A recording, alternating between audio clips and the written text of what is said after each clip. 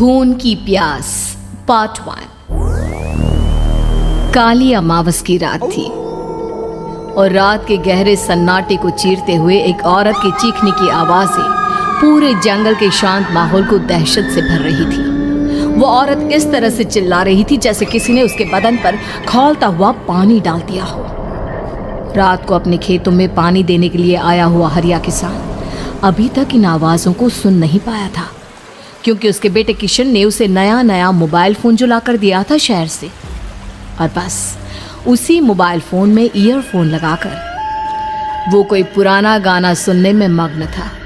लेकिन जैसे ही गाना खत्म हुआ, उस औरत की चीखने की आवाज़ हरिया किसान के कानों से टकराई। हरिया का दोस्त रामू भी खेत में ही घाट पर गहरी नींद में खर्राटे मार रहा था।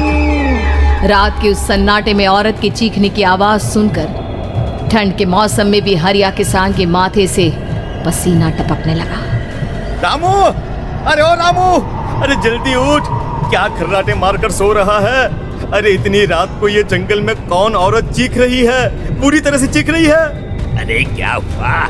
क्या हुआ? कौन है? अरे भूत आ गया क्या? चोर आ गया क्या? अरे न चोर आया है न भूत आया है। मैं ये कह रहा हूँ कि क्या तूने इस औरत के चीखने की आवाज सुनाई देती है कि नहीं? अरे कौन सी औरत? अरे हाँ, ये आवाज़ें तू पहले नहीं बता सकता था? पता नहीं कौन चुड़ैल जंगल में नाच रही है। हम घर चले जाते हैं। देखता नहीं, मैंने तो कानों में ये लगा रखा था। वो किशन ने लाके दिया ना शहर से, गाने सुन रहा था मैं। अरे लेकिन भाई, मुझे बहुत डर लग रहा है। क्या करें? अरे करना क्या है, भागो यहाँ से। भगवान जाने कौन है और क्यों इतना चीख रही है, और उस औरत के चीखने की आवाजें और ज्यादा तेज होने लगी है। हरिया और रामू के पैर डर के मारे कांप रहे थे। डर की वजह से ना वो वहां पर रुक पा रहे थे और ना ही अपनी जगह से आगे बढ़ पा रहे थे। तभी अचानक से सन्नाटा छा गया। सही मौका है, हमें यहाँ से निकल लेना चाहिए भैया। रामू और हरिया अपना गमछा उठाकर दबे पैरों जंगल के रास्ते से गांव की तरफ चलने लगे। गांव की ओर जाने वाला ये एक ही रास्ता था और आवाज भी उसी तरफ से आ रही थी। लेकिन अभी 2 मिनट पहले वो आवाज पूरी तरह बंद हो चुकी थी और जंगल में पहले जैसा सन्नाटा पसर चुका था। तभी अचानक से पेड़ों में किसी के चलने की सरसराहट रामू और हरिया को सुनाई दी। क्या तुमने कोई आवाज सुनी? हाँ यार, ऐसा लग रहा है कोई इस तरफ ही आ रहा है। और तभी अचानक सामने पेड़ से एक साया रामू और हरिया के सामने उल्टा आकर लटक गया। ये देखकर रामू और हरिया की चीख निकल गई। वो दोनों डर के मारे बेहोश हो गए। वो साया जमीन पर आकर खड़ा हुआ। उसने रामू और हरिया के बालों को पकड़कर खींचना शुरू कर दिया। अब तुम गांव वालों में से कोई जिंदा नहीं बचेगा। मैं तुम सबको ले जाकर उस गड्ढे के नीचे दफन कर दूंगी। सबकी जान ले लूंगी, मैं किसी को नहीं छोड़ूंगी। अगली सुबह रामू की पत्नी कमला हरिया के घर आई और उसने हरिया की पत्नी सुमन से अपने पति के बारे में पूछा। सुमन, कल रात को ये तुम्हारे ही पति के साथ गए थे खेत पर, अभी तक लौट कर नहीं आए हैं। हाँ बहन, मैं भी वही सोचकर परेशान हूँ। मेरे पति भी अभी तक खेत से लौट कर नहीं आए। भगवान जाने क्या बात है, दोपहर होने आई है। अब तक तो उन दोनों को लौट कर आ जाना चाहिए था। क्या करे, कैसे पता करे कि वो दोनों कहाँ हैं?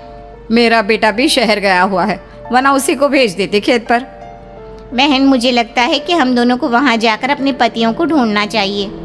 ठीक कहती हो तुम, चलो मैं तुम्हारे साथ चलती हूँ। और वो दोनों जंगल के रास्ते खेत की तरफ आगे बढ़ती हैं। वहां जाकर देखती है कि हरिया और रामू आग जलाकर आग के ऊपर कुछ पकाकर खा रहे थे। आप यहाँ पार्टी बना रहे हैं और वहाँ घर पर हमारी जान सुखी जा रही थी कि कहीं कुछ हो तो नहीं गया? मुझे कुछ नहीं हो सकता। मैं कभी नहीं मर सकता, समझे तो? अरे तबीयत तो ठीक है। ये किस तरह की आवाज में बात कर रहे हैं आप? कुछ हुआ है क्या? कुछ नहीं हुआ, बस जोरों की भूख लग रही थी, इसलिए खाना बनाकर खा रहे थे। अच्छा, इतनी बदबू आ रही है, ऐसा क्या बनाकर खा रहे हैं आप? जरा हमें भी तो बताइए। अरे भाभी, क्यों परेशान हो रही हैं? मांस पकाकर खा रहे हैं। एक जंगली जानवर कल रात को खेत में आ गया था। हम दोनों ने उसे मार दिया और बस उसी का मांस पक रहा है। आप भी खाइए ना, बहुत बहुत ही स्वादिष्ट है। दिमाग खराब हो गया है क्या आप दोनों का? आप दोनों मांस कब से खाने लगे, और वो भी जंगली जानवर का? चलिए अभी कभी घर चलिए। चलेंगे चलेंगे, लेकिन पहले ये मांस तो खत्म कर ले। कुछ देर बाद रामू और हरिया कमला और सुमन के पीछे पीछे गांव की तरफ चल देते हैं। रामू और हरिया की आंखें पहले जैसी नहीं रही थी, उनमें कुछ बदल गया था। रामू अपनी पत्नी कमला के साथ घर चला जाता है और हरिया अपने घर आ जाता है। देखिए, आपने जो कुछ भी किया मैं उसके लिए आपको माफ़ कर देती हूँ, लेकिन आज के बाद ये रामू के साथ जाकर मांस पकाकर खाया ना, तो इस घर में घुसने नहीं दूंगी आपको। अरे दिमाग मत खराब करो, मैं वहां खाट पर लेटकर गाने सुन रहा हूँ, मुझे परेशान मत करना आप। इतना तमाशा खड़ा कर दिया, दोपहर तक घर लौट कर नहीं आए और अब गाने सुनने। लेकिन हरिया घर के बाहर आंगन में जाकर चुपचाप लेट गया और गाने सुनने लगा। गाने सुनते सुनते हरिया को नींद आ गई। सुमन ने उसके कान से ईयर प्लग हटाया और अपने आप से कहा, जरा मैं भी तो सुनकर देखूं, ऐसे कौन से गाने सुनते हैं। उधर मोबाइल में एक अजीब सा गाना बजने लगा।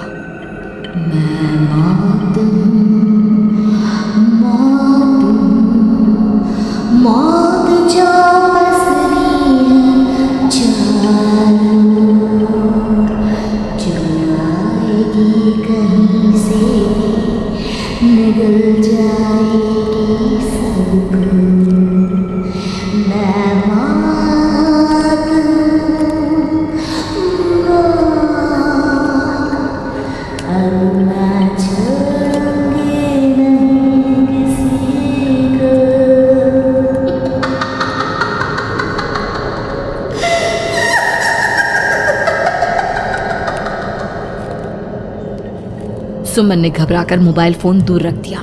वो बुरी तरह से डर गई थी। तभी अचानक हरिया अपनी नींद से जागा और गर्दन टेढ़ी करते हुए सुमन के पास आया। क्या क्या कर रही थी? गाने सुन रही थी?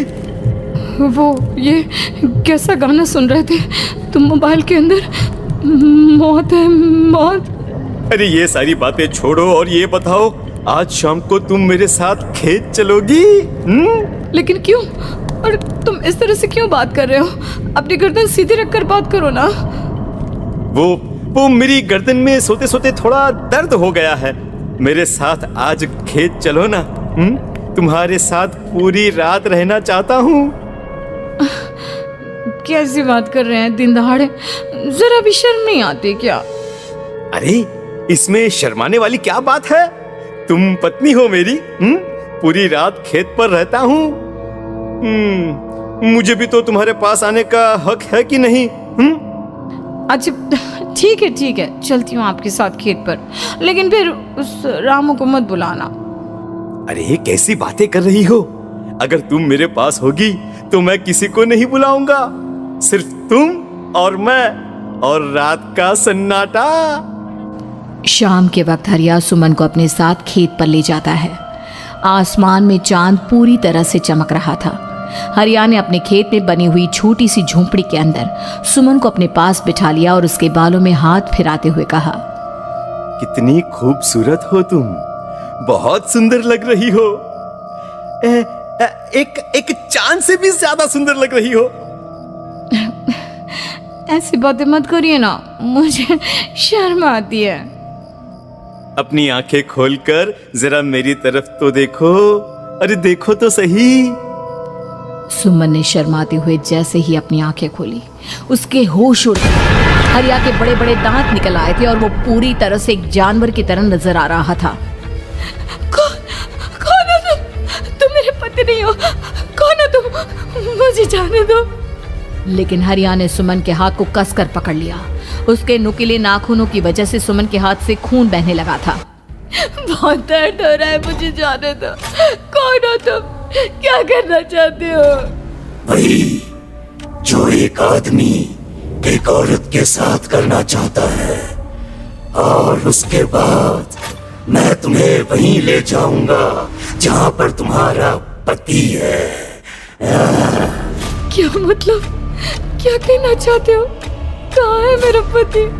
जंगल के बीचों बीच उबलते हुए पानी के तालाब में वही है तुम्हारा पति। चलो चलो, मैं तुम्हें उससे मिलवा देता हूँ, लेकिन उससे पहले तुम्हें मेरी प्यास बुझानी होगी। और इतना कहकर हरिया सुमन के ऊपर जानवरों की तरह टूट पड़ता है। आखिर कौन था वो जानवर, और क्या सुमन उसके शिकंजे से बचकर निकल पाई? जानने के लिए देखिए इस कहानी का अगला भाग।